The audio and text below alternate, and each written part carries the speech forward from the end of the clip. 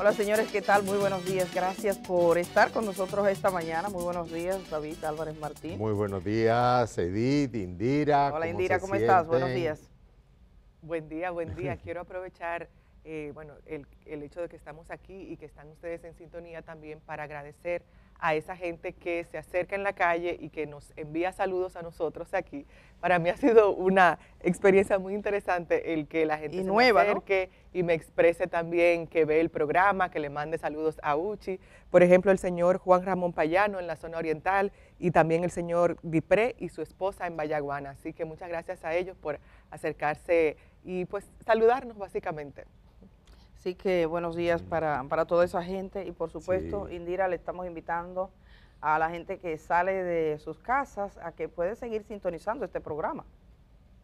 Claro, nos pueden sintonizar en YouTube, ellos pueden unirse a la conversación de YouTube, solamente tienen que entrar al canal El Día RD, ahí pues van a encontrar la emisión en directo desde el inicio básicamente del programa, hay personas conectadas, reportando sintonía desde diferentes lugares, tanto del país como de otros países, y también comentando sobre las noticias que pasaba Junior.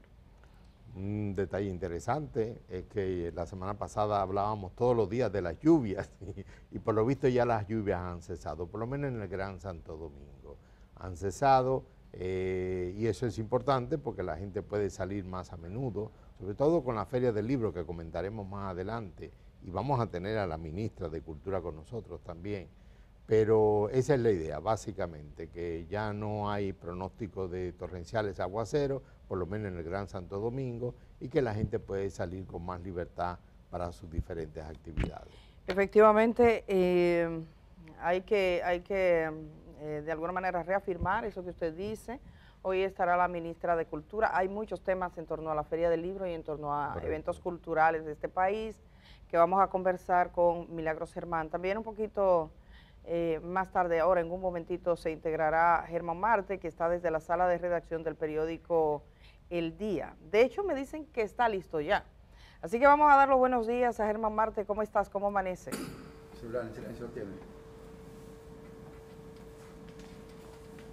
Hola, Germán. Hola, Germán.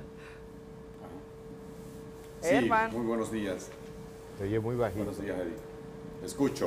Le escucho un poco lejos, pero le escucho aquí. ¿Qué tal? Muy buenos días, David Álvarez. Buenos días, Indira Suero. Buenos días, Edith Febles. Buenos días, pueblo dominicano. Aquí estamos, al pie del cañón, desde la redacción del periódico El Día. Bueno, Germán, ayer se comunicó que ya las autoridades están retirando los equipos para hacer las pruebas COVID en los aeropuertos del país.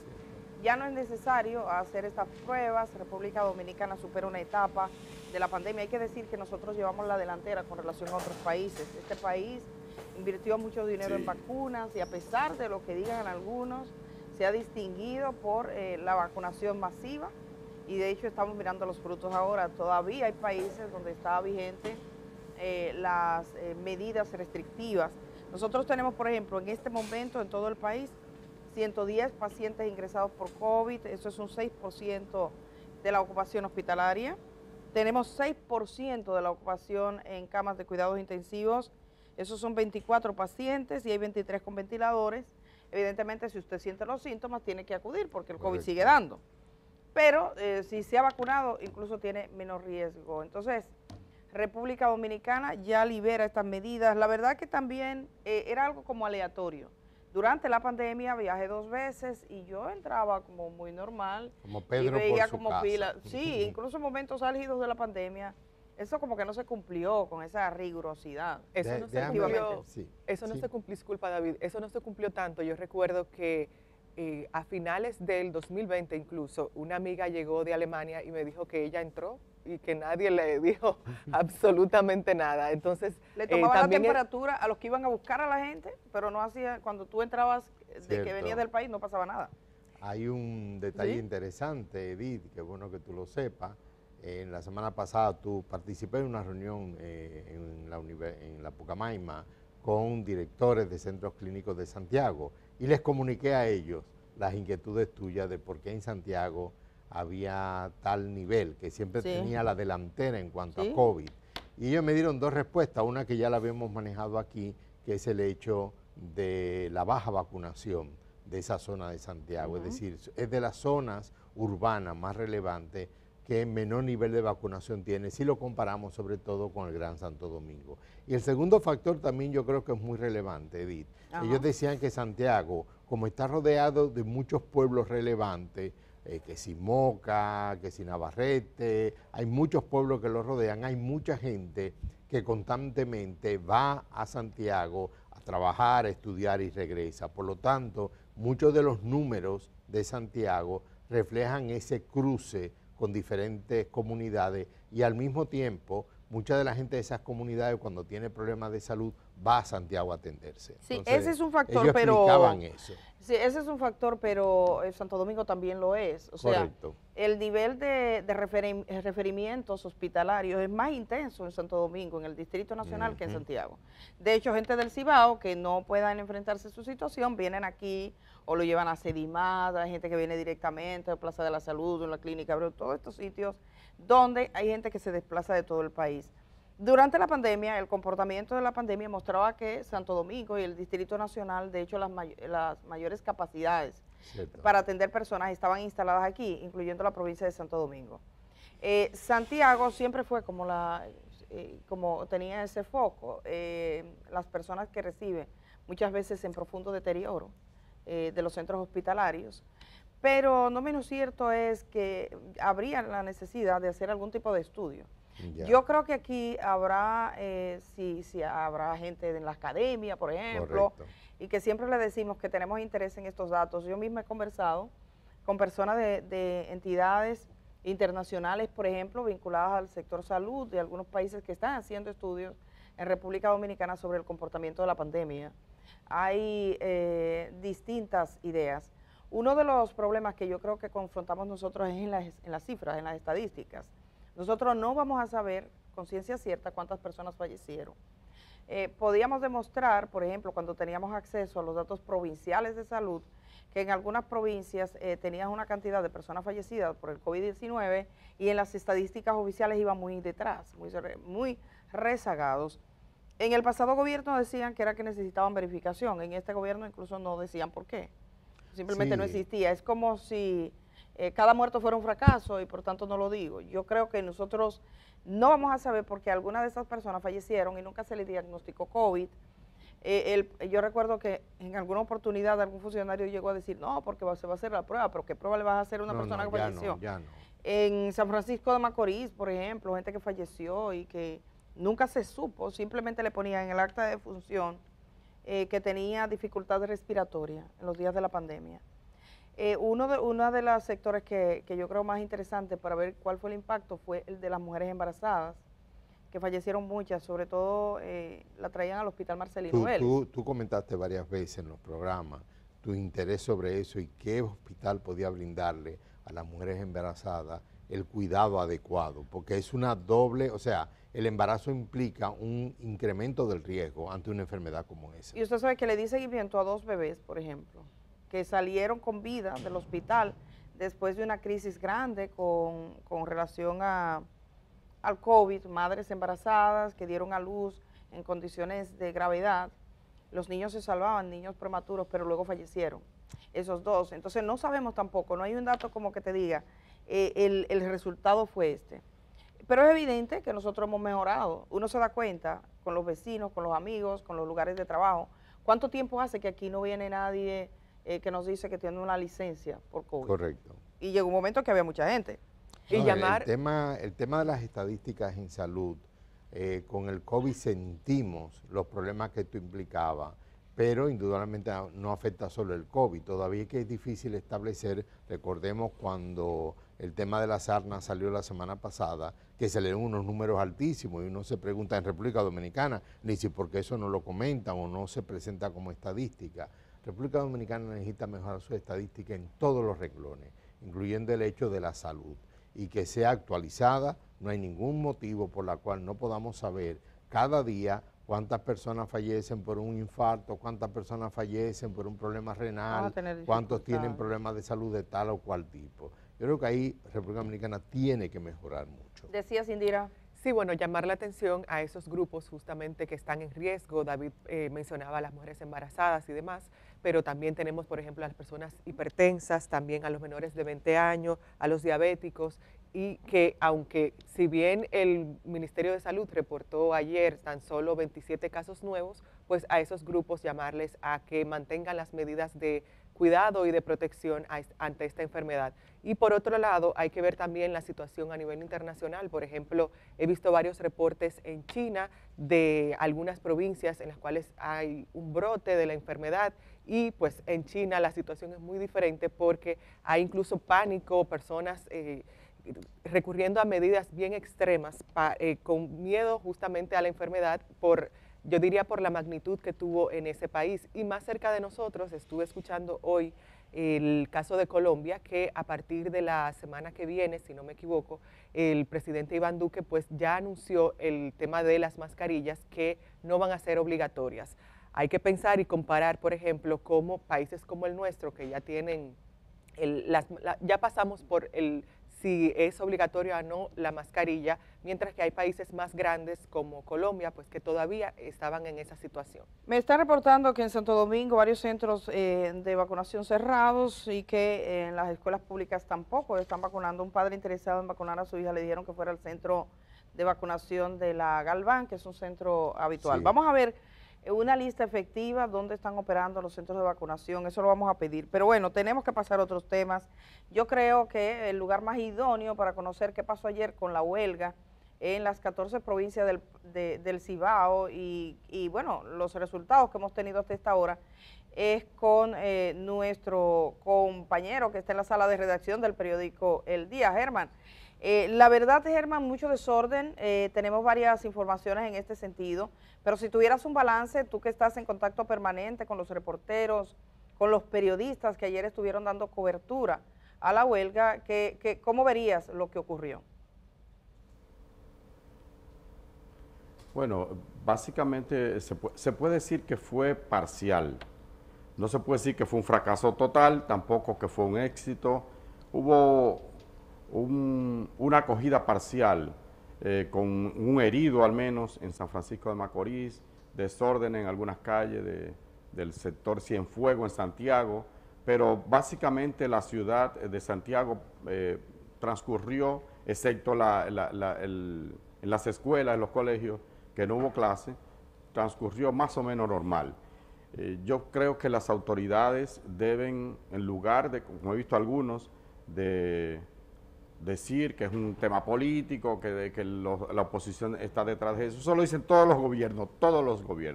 Más bien lo que habría que hacer es como escuchar el reclamo de esa gente y atender en la medida de lo posible esas demandas, que parecía un programa de gobierno ciertamente, me parece muy extenso, pero bueno,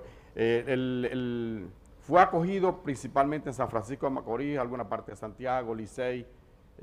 Fue un paro, digamos que un poco lento, vamos a decir. Nosotros tenemos una... No fue tan efectivo como creían los organizadores.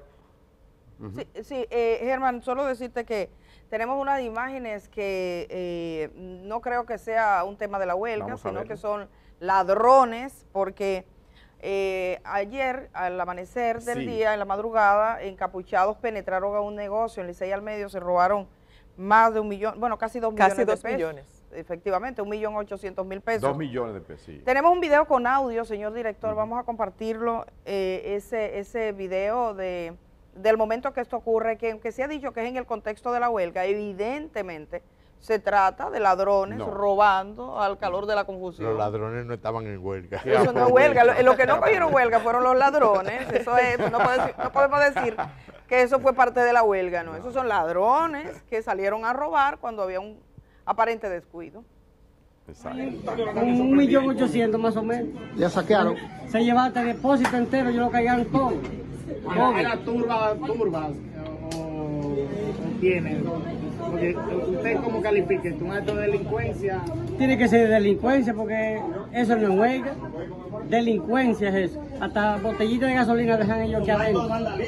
Y se lo llevaron, eso eran como 10, entran 4 y se lo iban llevando en funda, le iban guardando por ahí. pues se veía por la carretera cuando iban pasando en funda. El Y entraba y salía, duraron más de 3 horas en eso, Cargando. cargando. por todos El lados. capital que usted perdió asciende a cuánto más o Casi menos. 1.800.000. Uno calcula así porque de depósitos llevan todos los wikis, todo lo que tenía Dice de que la bebida. policía llegó de hora después de que usted ya le había dicho. No, ella dice que la policía llegando a las 3 de la mañana y ya, pero ya ellos se habían llevado todo. Ellos cargaron todo. Okay. Ya usted sabe. ¿Usted sospecha, gente de esta zona? No, imagínate, yo estaba ahí. Ahí se ven las imágenes, vieron como él se da cuenta que hay una cámara y va a romper la cámara, pero es poco Estaba lo que encapuchado, queda, estaba encapuchado encapuchado. totalmente. Encapuchado totalmente, pero esto con seguimiento de cámaras y demás, además, en todo el país, en cada barrio, en cada sector, la policía sabe quién hace qué.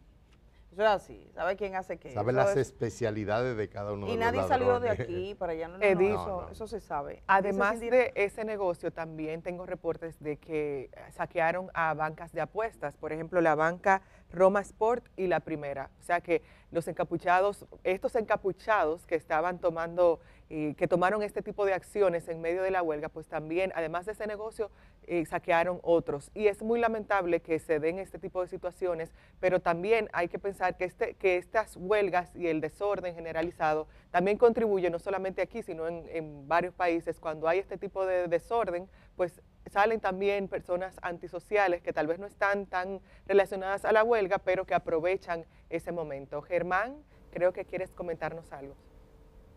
Sí, sí, correcto, Indira, coincido plenamente contigo. Los actos de vandalismo no tienen nada que ver con un movimiento popular, con una protesta. Observen que los tipos no están cargando arroz ni aceite, no es hambre que tienen. Lo que se llevaron principalmente fueron botellas de whisky, alcohol lo que se llevaron. Es decir, que saben que vale mucho dinero, pero además es parte del vicio. Eso hay que rechazarlo visceralmente, con fuerza. Esos actos dañan cualquier movimiento de protesta, aquí y en cualquier parte del mundo. Nosotros decíamos, Edith, el viernes, ¿verdad? No, ayer, que las protestas más contundentes que se han dado en el país han sido pacíficas, los llamados paros cívicos. Entonces, en Santiago, en las 14 provincias del Cibao, no vamos nosotros a decir ahora que no tienen derecho a protestar, que es un acto político. No. Ahí tendrán sus razones. Y el gobierno, en lugar de descalificar este movimiento y de salir los funcionarios uno tras otro a decir que es una huelga política, que aquello, que lo otro, lo que deberían ver en qué medida pueden satisfacer, pueden responder a las demandas de esa gente. Esa es una cosa. La otra es que se cometan actos vandálicos como este, porque eso no son huelguistas, esos son ladrones, son delincuentes y deben ser perseguidos y apresados, no los huelguistas, porque aquí los gobiernos se empeñan en ver quién le hace oposición, dónde está aquel dirigente popular y tal. No pierdan tiempo en eso. Respondan a ese tipo de delincuentes y a ese tipo de demandas que hace la gente. Mira, Jesús Alexander Rodríguez es el nombre del joven de 22 años que resultó herido de gravedad en San Francisco de Macorís. Eso fue en las horas previas de iniciar la protesta. Hay que decir que San Francisco de Macorís, los convocantes han reiterado que el paro de labores se mantiene en el día de hoy. De todas las provincias, ahí se mantendría por 48 horas. Algunas organizaciones toman distancia, otras dicen que efectivamente siguen con estas protestas. Creo que tenemos varios datos con respecto a estas huelgas, pero básicamente ahí se recoge, fue una protesta parcial. Ellos dicen que se preparan para la próxima jornada. Sí. Un poco difusa, es amplísima la lista de demandas, muy amplia cuando se dice que bajen los productos de primera necesidad. Sí, no, indudablemente es amplio. Sí. La lista que ellos han presentado es prácticamente un programa de gobierno. Eso también dificulta que puedan movilizar a la gente, porque se pierde. Uno comienza a ver reclamos, incluso algunos reclamos por obras pequeñas en determinadas comunidades. Vi a una señora ahí reclamando que bajaran el precio de los hidrocarburos. De milagro no están pidiendo que paren la guerra de Ucrania. Entonces yo creo que un movimiento huelgario legítimo tiene que centrarse en uno o dos reclamos sólidos que realmente sean factibles de ser cumplidos y que por lo tanto moviliza la mayor cantidad de la población. yo noté, bueno, te recuerdas que yo ayer iba camino de Santiago y volví, fui y vine, yo noté que uno de los impactos más grandes que tuvo fue en el transporte público. Y ahí es que se nota. Ahí es que se nota porque entonces había un tráfico más fluido en la autopista, pero también en Santiago al entrar, y era fruto de eso, de que no estaban ni las guaguas normales de transporte, ni los carritos de concho. Ahí es que se notó efectivamente. Y las escuelas cerraron. Al cerrar las escuelas, por supuesto, no hubo tanto tráfico como se espera. Eso fue muy evidente. Miren, hay unos videos que han circulado que nosotros, eso es un poco duro compartirlos. Uno, de un joven, un hombre que golpea a una mujer en calles de San Francisco de Macorís, no sé si ustedes lo vieron, la gente que está en sus casas, pero ha circulado profusamente por las redes sociales, y de un hombre que golpea a una niña, una adolescente, desde un motor, que queda captada la placa desde donde lo hace. Debo decir que este tipo de casos ojalá no se limiten al hecho de que circulan en redes sociales, sino que se determine dónde ocurrieron estos hechos. Yo creo que San Francisco de Macorís es un pueblo, digamos, manejable, como para saber quién es ese hombre. Correcto. Y saber quién es esa mujer. Eso no puede ser. Y con respecto a la chica, la placa de la motocicleta quedó grabada. Muy bien. Este tipo de abusos, Edith, antes de pasar al próximo tema, quería agregar sobre eso que el psicólogo Luis Vergés pues daba unas declaraciones ayer y comentaba sobre el hecho de que en el país cada año se producen alrededor de unas 70.000 denuncias de violencia intrafamiliar. Entonces, a ese momento también salían estos videos que lamentablemente circulaban en redes sociales. Había mucha indignación de las personas viendo en los comentarios que pude apreciar, pero justamente yo pienso que lo más importante es que este tipo de acciones no se quede ahí. Hay que recordar también sobre el tema de las violencias hacia las mujeres, que somos lamentablemente uno de los países de la región que encabeza este tipo de acciones contra las mujeres. Entonces, es muy lamentable que cada año se comenten sobre planes para resolver esta situación y demás, pero en realidad vemos que cada día aumenta. Hemos visto también en las últimas semanas varios casos de mujeres asesinadas, familiares de esas mujeres asesinadas. Entonces pienso que es una situación a la cual hay que ponerle atención, no solamente en las redes sociales, sino tanto a nivel social como gubernamental y de todos los sectores que tengan que ver con este terrible mal que nos afecta. Y queremos decirle a la gente que utilizando la etiqueta Viendo el Día RD en Twitter y también en nuestras redes, y los que están a esta hora de la mañana en la transmisión en vivo pueden formular sus preguntas o comentarios. Nuestra invitada ya está aquí, es Milagros Germán. Milagros hoy nos acompaña para conversar sobre la Feria del Libro y otros temas, ministra de Cultura de este país. Pues vamos a abordar con ella todos los temas, cómo va la Feria Internacional del Libro. Debo decir a Germán, que está en el periódico El Día, que es cierto, hay que invitar a la gente a que vaya también a la exposición y a la experiencia que puede vivir en la Plaza España, ¿verdad? Con Tovar. Con Tovar, vale la pena. Maravilloso, sí. Maravilloso. La gente debe ir. ¿Usted estuvo ahí? No todavía, pero mis nietos fueron, y donde van mis nietos como si yo fuera. Es verdad, porque se lo cuentan completo. Sí, me lo cuentan completo, pero tengo que ir. Quizás este fin de semana largo, recuérdense que el lunes es feriado, quizás vaya, indudablemente. Es una experiencia muy buena, todo el que ha ido le ha encantado. Yo creo que es algo que vale la pena vivirlo como experiencia y no es tan costoso. 250 pesos apenas. Correcto. La entrada. Vamos a ir a la pausa. Cuando regresemos estamos con la ministra de Cultura.